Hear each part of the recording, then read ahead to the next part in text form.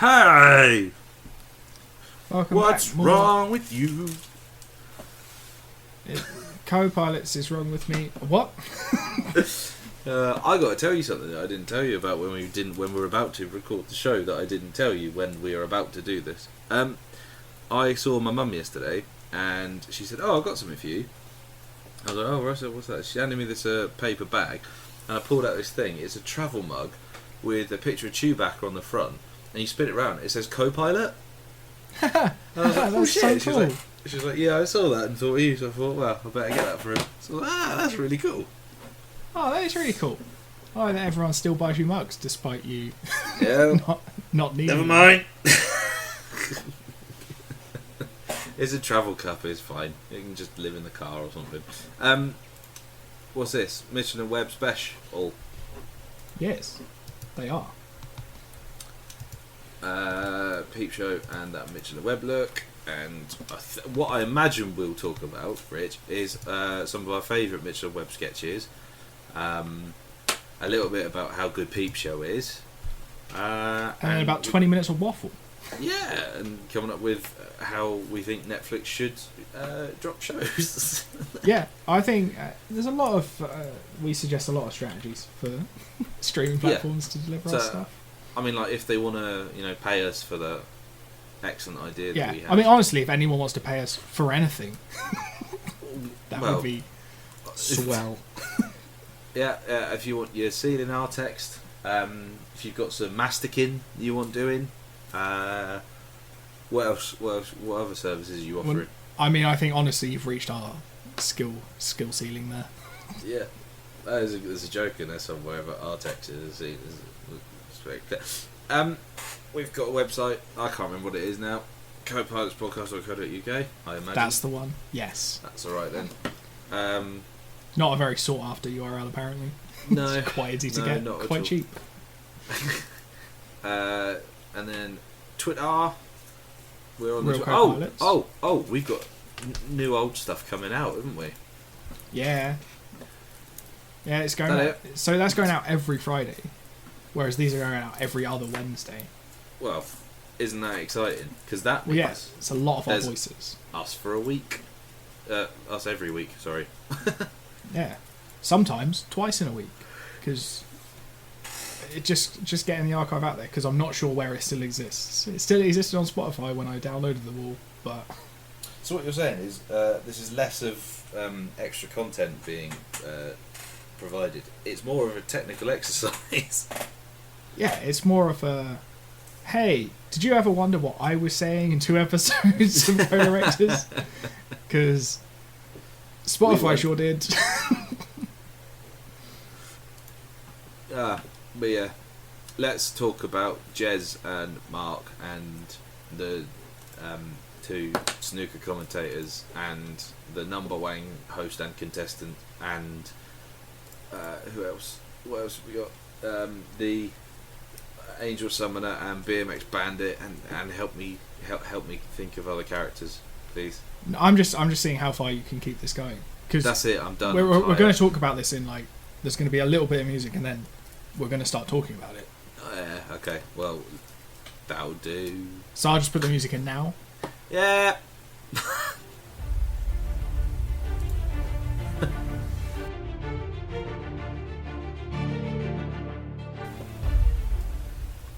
That's number 1. Oh dear. Yeah. Co-pilot's Mitchell and Webb special, I guess. Sure. Let's do that. Well, were you planning on doing something else? I don't know, a bit of tidying or hoovering or something. I don't know.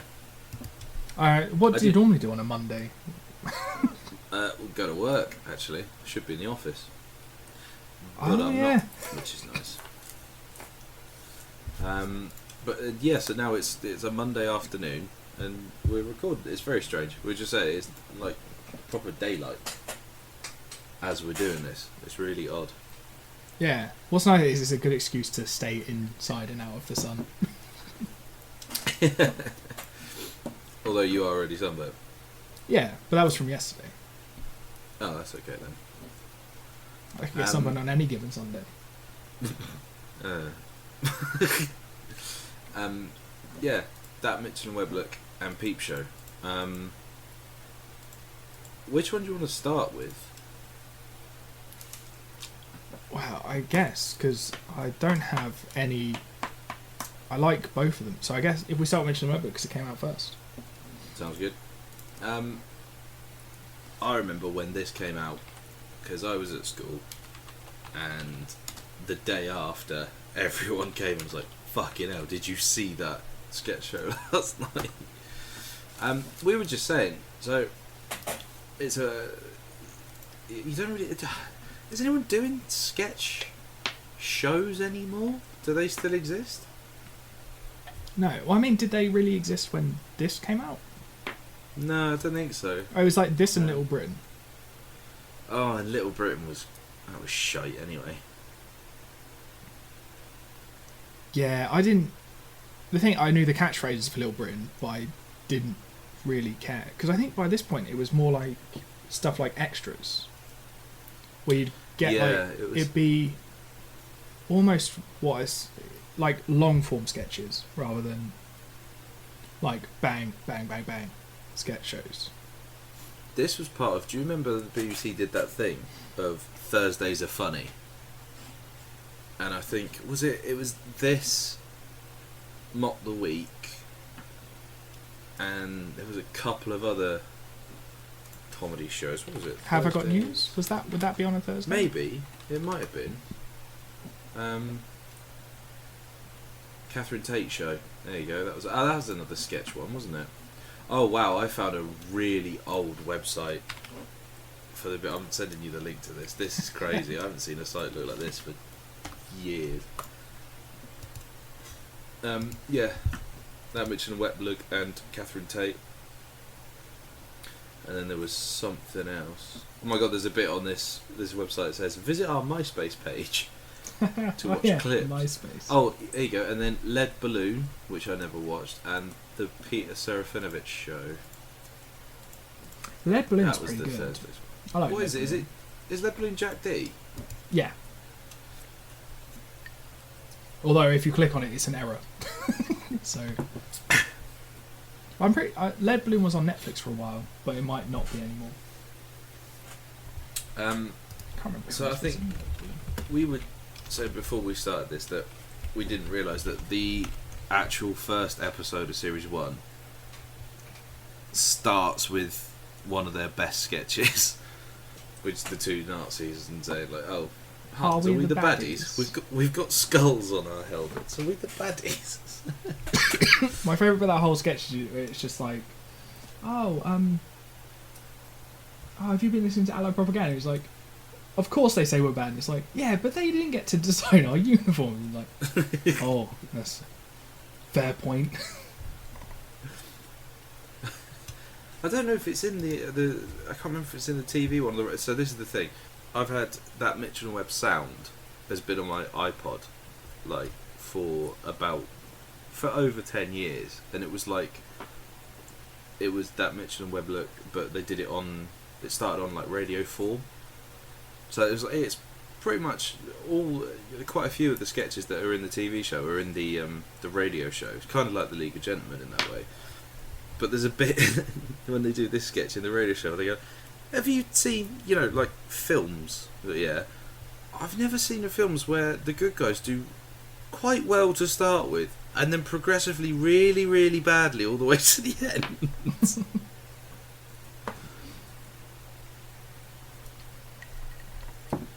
The other one that I remember from this was Sir Digby Chicken Caesar. Me and our friend Nick, we were obsessed with this. It's the homeless guy who thinks he's like this amazing detective. And actually, I once made a YouTube video when I was still in school, but like I must have been like 14, 15. And there's a bit in 28 Days Later where they're all running away from some zombies, and I just put the Sir Digby Chicken Caesar thing over the top as they're running away, so they run away from these zombies. He goes dun, dun, dun, dun, dun, dun, dun. They got 11,000 views, and they got taken down for copyright. I mean, so if you're going to infringe copyright, it's a good copyright to infringe. Mm. But yeah, I really like this. I forgot how good it was, to be honest.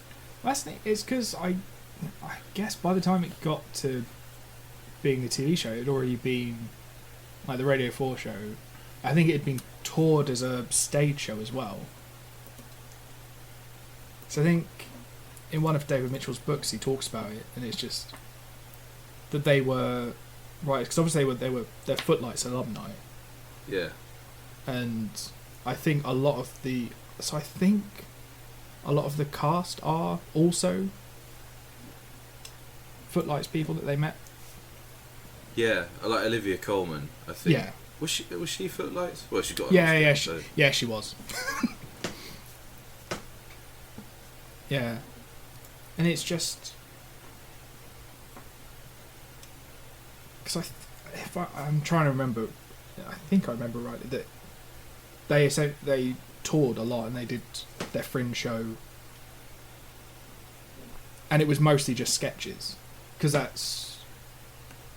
was their bread and butter when they were coming through Footlights. I think was just like 5-minute sketches.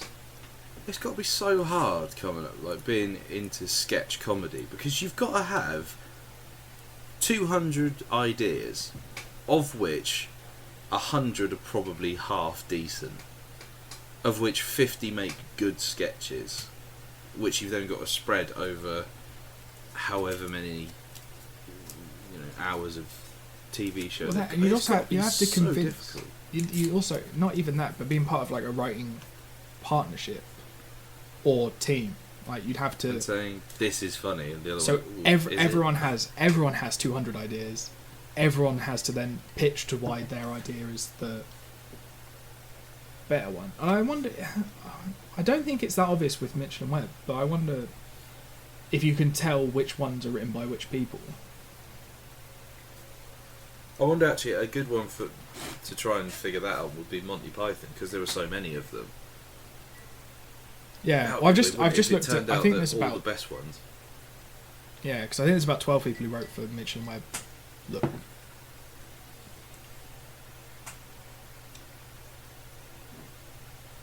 So yeah, then I wonder if it does become obvious, or if you've got a team that's all so in sync that they're all just doing their like brainstorms or mind maps or whatever they're called now, to just be like, oh, this could be funny. Then I wonder if there's some of these that they had the idea, but it wouldn't work for radio, and then they just went, yeah, but we've got a TV show now, so we can look back at the old ideas that would have been cool, but now they'll work on TV, but they wouldn't have worked on radio. Or vice versa. Like, Yeah. It only works on... Because there's quite a few like that they do that it's heavily reliant on the sound effect of it. Well, I don't know if you... Yeah, there's no reason you couldn't do that on telly, I suppose.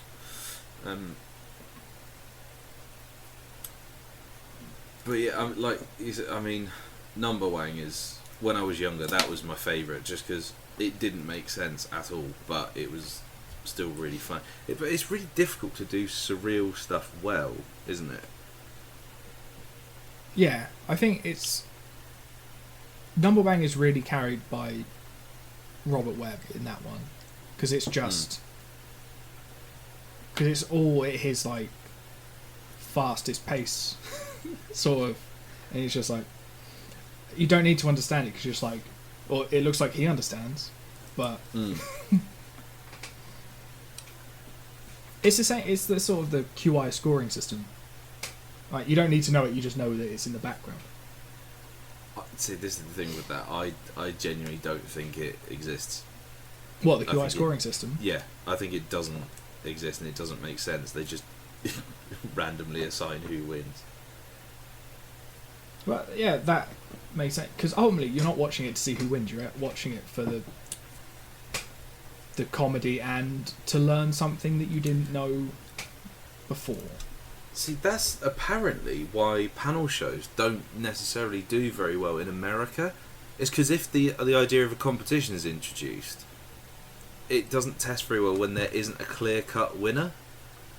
So like, we're like, yeah, okay, well they got the most, but who got the most points? It's like that's not how it works. You don't need to worry about who wins. It's like on Would I Lie to You? They sort of, I think they decide in the edit who wins, because you never see Rob Brydon says, oh, and the winner is. It's always a voiceover. Oh, I've never really clocked that, because I am purely there for the for like Kevin Bridges just being like, one time I went to Bulgaria and I bought a horse by accident. Which is still, I think, possibly my favourite. But the thing is, so the Surrealists win that show, like, easily, because they talk with such conviction and they make a batshit story sound real, or make a real story sound batshit. Like, I tell you who's really good at it is Bob Mortimer. Yeah, he's who I'm thinking of. It. Yeah, he's really good at that sort of that round. What are the sketches did Mitch and Webb do that stick in your mind? I like the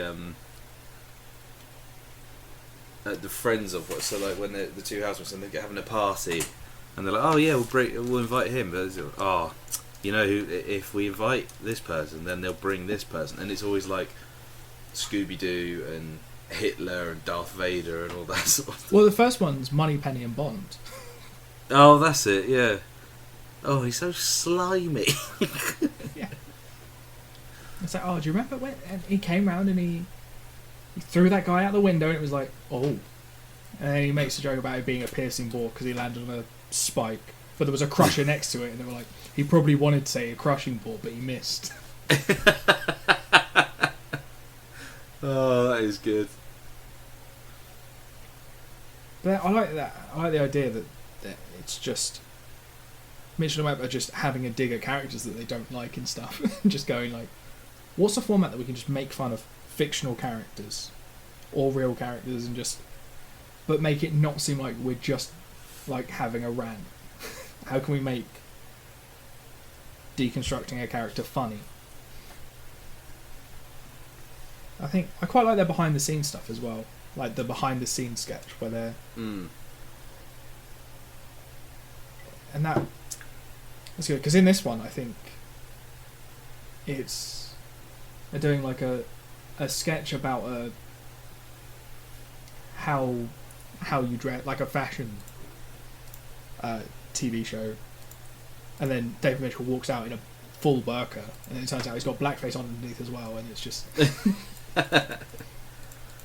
I don't know if that's alright now. But that's the thing, I think even so in the actual sketch it's Robert Webb just going like, I don't think that's alright, I don't think you can do that. He's like, but I just feel more me. He's just like, oh. So that's what they got to at Cambridge. This is just good, clean fun. Yeah. Good feeling fun, no one gets hurt. And it's just, I'm actually trying to work out what if these wouldn't work without the TV show. Like, I think maybe the behind the scenes stuff wouldn't work over just the radio show. Yeah, they don't actually have that in the radio show, but they still have Angel Summer and BMX Bandit. That's still in the radio show. That was great. I like, so the end of that on the first one is just and then it's like, and Gymkhana Girl, because they've clearly killed the BMX Bandit.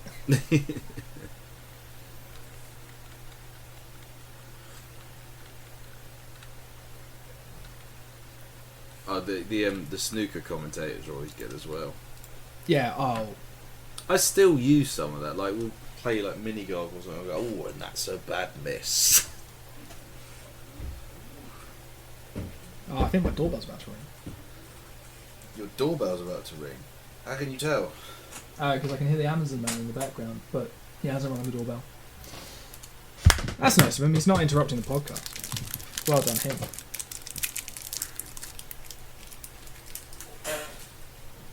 But then how am I meant to know that it's here?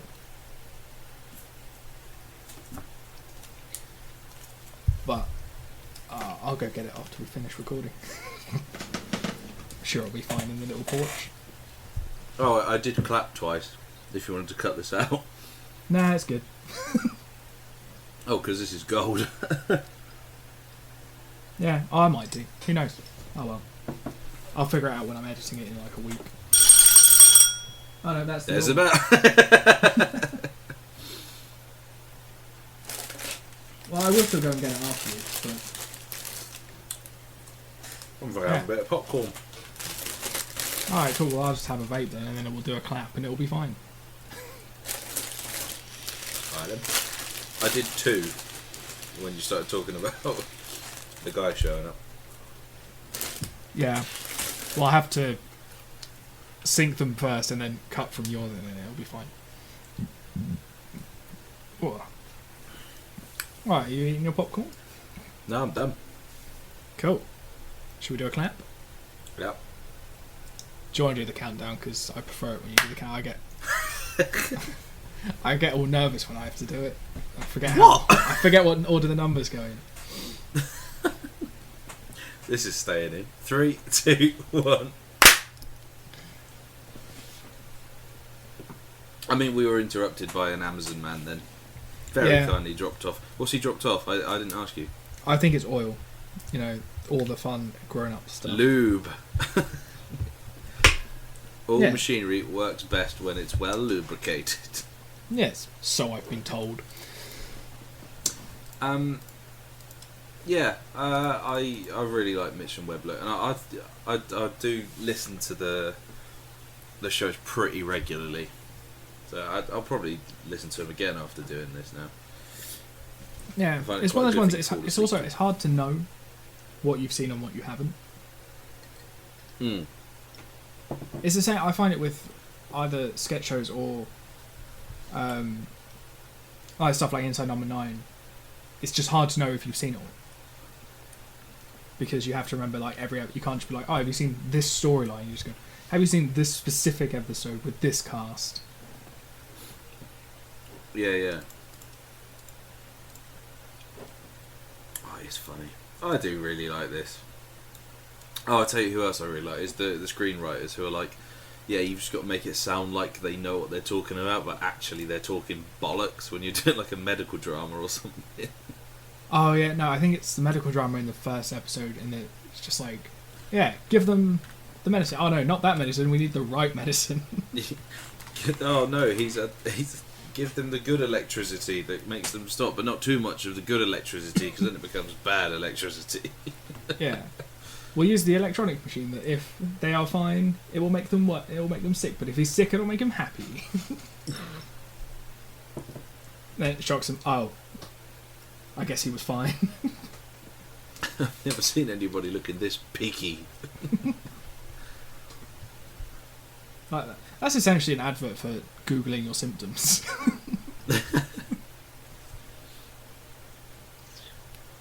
And so I suppose, what else have these guys done? I can't think of anything off the top of my head. Nah, I think that's pretty much it. To be fair, I did watch a couple of episodes of Back, and I was like, this is rubbish. The trouble is, I think because they were in Peep Show for so long, I couldn't then see them in something else as anyone else. It was really tricky. But yeah, Peep Show, which is a show that it's you know those shows that like they just enter your vocabulary, just like you refer to it all the fucking time. Yeah, not even intentionally, it's just. I mean, quite there. often I do just say to Lisa, "Oh, fuck off, clean shirt." I love that thing. She's like, what does that even mean?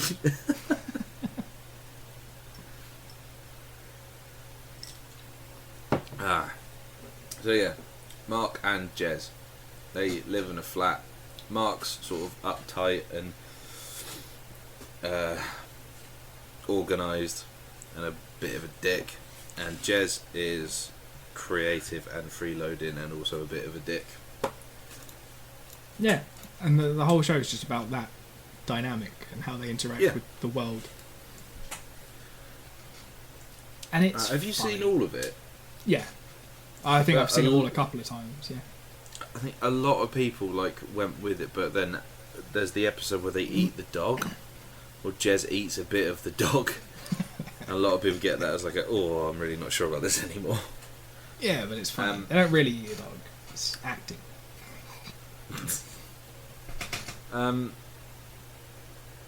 Yeah. Like I'm finding it difficult to talk about like these shows that have been ingrained in my brain for so long for some reason. But yeah, like when Mark gets off the bus, and there's the kids who are just bothering him, and you can hear his inner monologue. Oh, just leave me alone. Just go away. He's like, oh, mate, do you want some of my Coke? Do you want a sip of my Coke? Oh, can I have some of your Coke? And he goes, no. He goes, oh, go on. So, oh, okay. Oh, fuck off, you pedo. Yeah, it portrays exactly how children are. Nor beds. Yeah. What I like is that they will have had to, in some of the scene, not maybe necessarily in the pilot, but in so much of it, they'll have to record each scene like probably at least 3 times, depending on how many people are in the room and how many perspectives they need. Yeah, because that's it. The whole thing is from first person's perspective, isn't it? Yeah. Which I was like, I can't believe no one else has really done that, because real life's first person. Yeah, well, so apparently it was originally called Point of View, but they had to change the name because it was too close to Points of View. Oh yeah, I guess. Because obviously you'll get a comedy show mixed up with what became Peep Show. Yeah, a complaining show. Isn't it? That's what Points of View is, isn't it? It's where people rang in and just had a bit of a whinge about something that didn't matter. Yeah, I think I haven't watched it, if I'm honest.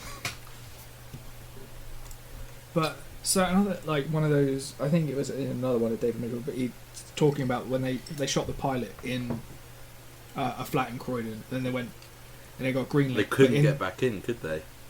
No, I think it was in the time that they'd done it, whatever they'd paid, the people had invested into upgrading their kitchen.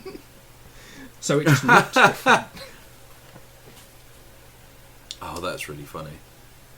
So yeah, then they built a set, didn't they? That was literally exactly the same as that flat. I don't think they built a set. I think they always filmed it in the flat. I thought it was because of that they had to, when they shot the pilot and then they went back, and because the people had done stuff, they had to just build a set, didn't they? No, I'm pretty sure. Oh, here you go. The flat's owners did not allow it to be used for Series 3, so a replica was constructed in a carpet warehouse in Neasden. Further filming took place at West London Film Studios. For the first two series, it was set in the real place, yeah. Yeah, and it was... I quite like that... Because there's just so much of it. It's just so good. I don't think... I'm trying to think if there's I can't think of an episode off the top of my head that didn't make me laugh. No, that's very true. It is consistently really, really good. But it's just... This is the thing, with the two of them. So, Jez is a bit of an idiot because he's just a bit dumb and doesn't think things through. But I think Mark is sort of worse because he understands what he's doing. If they're doing something, what he's doing is wrong, but he's like, oh, how can I get away with looking like I'm not the bad guy? It's like when they in I think it's the last series or second to last or whatever, when they're pulling. It's Super Hands, Jez and Mark decide to pull. I can't remember his name. Tim Key's character. They decide to just put him in the lift to get him out of the flat, and his monologue goes something like, "I've just got to resist this for a few seconds before, just to make it look like I disagree with this idea, which is a brilliant idea." Yeah, I think that's Mark's character. I think he understands. He understands when he's doing something wrong, but still goes through with it. But tries to paint himself in the best light. And I think, because that's with the inner monologue, that's him trying to convince himself. Because obviously he can't prove to other people that he doesn't look bad. Yeah.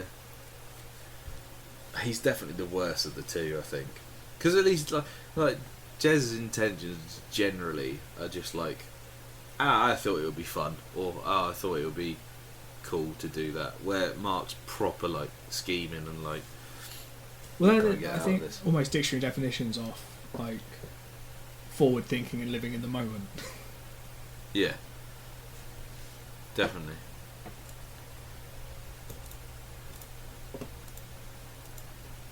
Yeah, I'm trying to. It's hard when you have enjoyed a full like run of a show.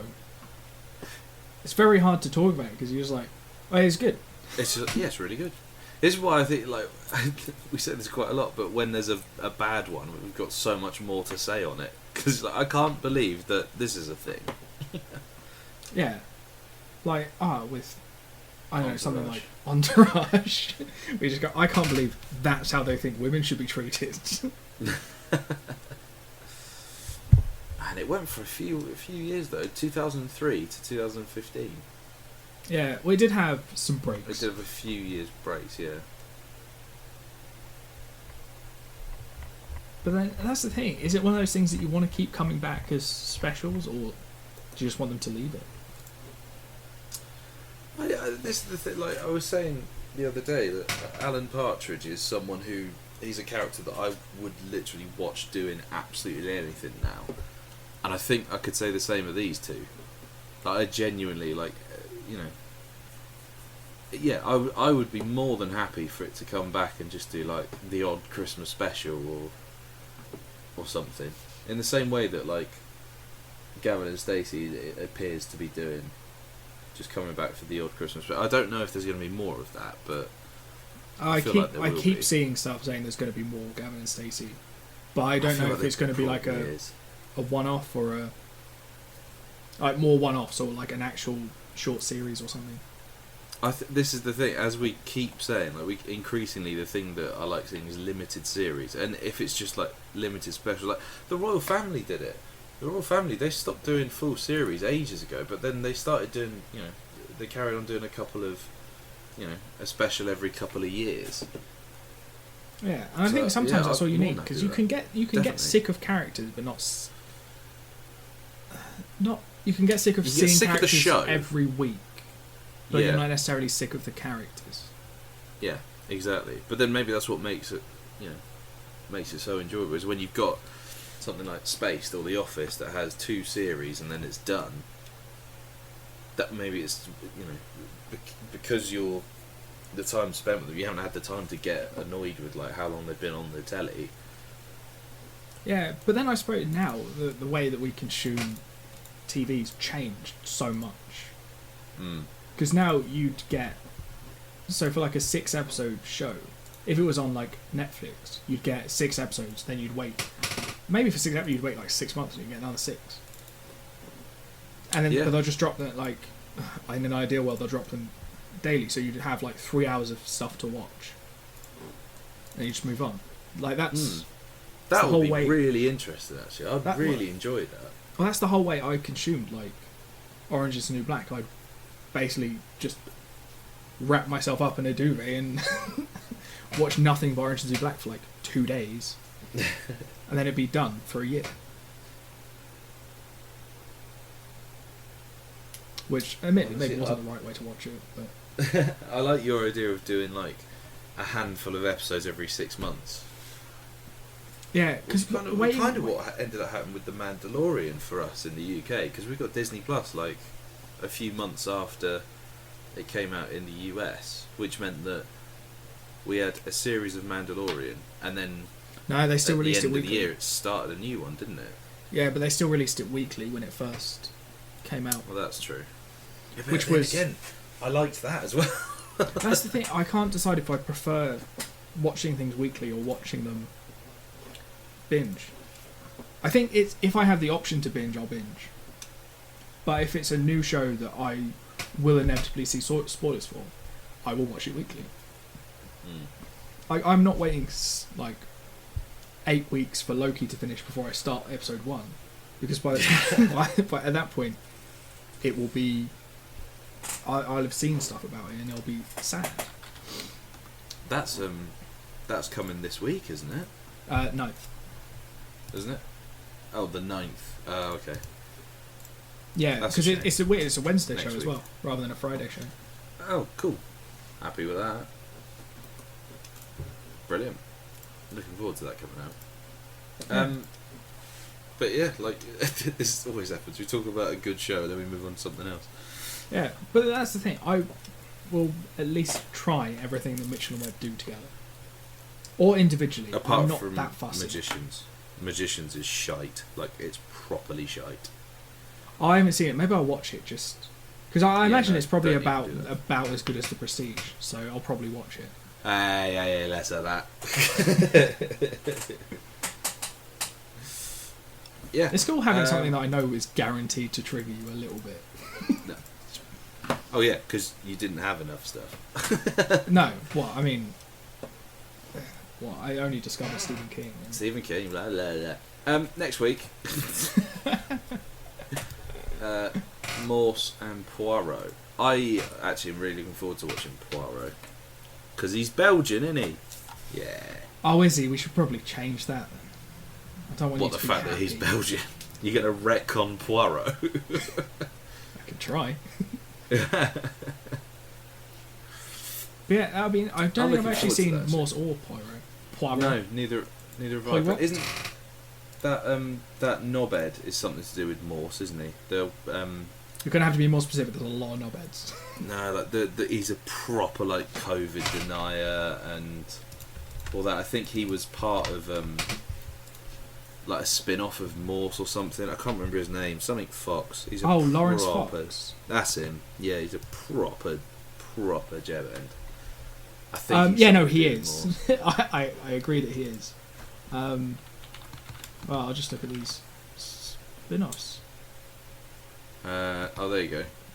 James Hathaway in Lewis. Oh, maybe that's. Is that anything to do with Morse? Oh, yeah, it's a spin-off. Bloody hell! Billy Piper was married to him. Fucking hell! Yeah. Poor woman. What are you doing, love? Why'd you go for him? Well, they had kids as well, so Oh shit! she's stuck with him. That's real bad. She's got a film out this week though, or last week. That is apparently like. It sounds like it's having a go at him quite a lot, which is cool. Oh, well, I'll be watching that, maybe. Probably not. I don't need to see what this guy's got to say.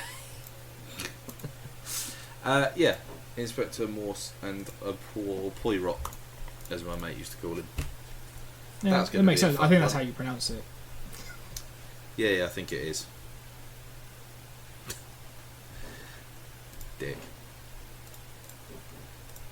Well, that's the end of that.